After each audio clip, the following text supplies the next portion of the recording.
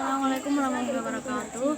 Bismillahirrahmanirrahim. Alhamdulillahirrahmanirrahim. Wassalatu wassalamu ala asyrofil anbiya'i wal mursalin Sayyidina wa maulana Muhammadin wa ala alihi washabihi ajmain amma ba'du. Yang terhormat pada Abi Hadi dan Nurida selaku pengasuh pesantren Seperti dan Nurida, dan terhormat kepada Dewan Pengurus di pesantren Nurida, mulai dari Mbak Nasi, Mbak Amel, Mbak Zuha, Mbak Mulia, Mbak Tuha, Mbak Rizky, Mbak Konya, Mbak Nurul, dan lain sebagainya. Dan terhormat kepada guru-guru yang ada di madrasah, Mr. Adi, Mr. Munir, Miss Alfi, dan lain sebagainya.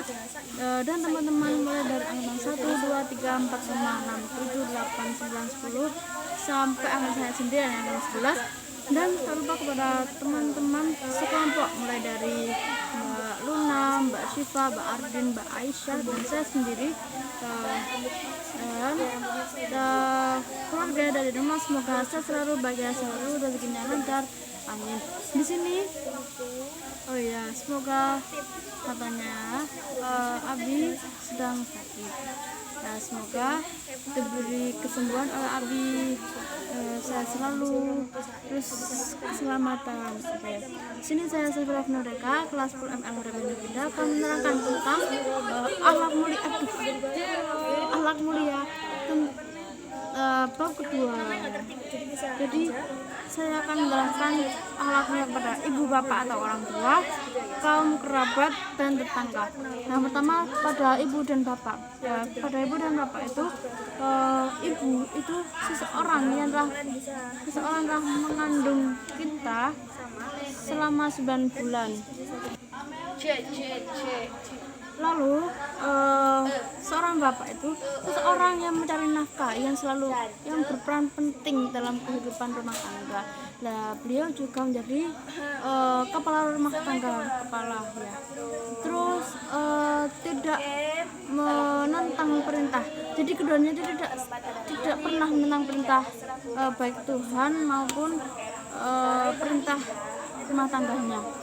Kemudian berbuat baik, kita harus berbuat baik kepada keduanya, tidak boleh membantah, tidak boleh laknat. Nah, kemudian menundukkan kepala saat kita berjalan di depan mereka atau di depan orang yang lebih tua. Kita itu harus menundukkan kepala agar sopan, dan kita tidak boleh menyakiti, agar tidak boleh menyakiti hati mereka. Dan saat memakan mohon ampunan rahmat.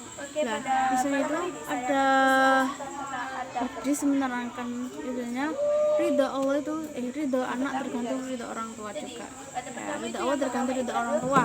Nah, kemudian kaum kerabat itu silaturahmi, yang peduli, kita harus bersilaturahmi. Ketika biasanya itu ketika hari raya kita harus bersilaturahmi, terus kita harus peduli juga, harus menjaga atau tidak menyakiti sama seperti tadi, harus sabar, rendah hati, menolong, menjauhkan dari kejahatan, lalu mengunjungi dan menanyakan ketidakhadiran. Dan terakhir ada tetangga. Ada kepada tetangganya, kita harus memberi salam saat kita bertemu, terus berbagi kebajikan. Ketika tetangga kesusahan, kita harus membantunya, terus mengembalikan hak. Jadi kita itu tidak punya hak, jadi yang punya hak itu tetangga. Terus kita harus mengunjungi tetangga ketika tetangga sakit. Begitu pula sebaliknya. Lah, ucapan selamat ketika keluarganya gembira, misalnya, selamat Anda telah ini. Terus ucapan takziah susah ketika ada korban yang meninggal, kita harus membantu innalillahi wa inna ilaihi raji'un. Terus memandang kaum wanita, tidak memandang kaum wanitanya, memandang kekurangan, melindungi dan hormat. Dan terakhir itu hanya senyum. Kita harus senyum, selalu senyum kepada baik ibu bapak, kaum kerabat, dan tetangga.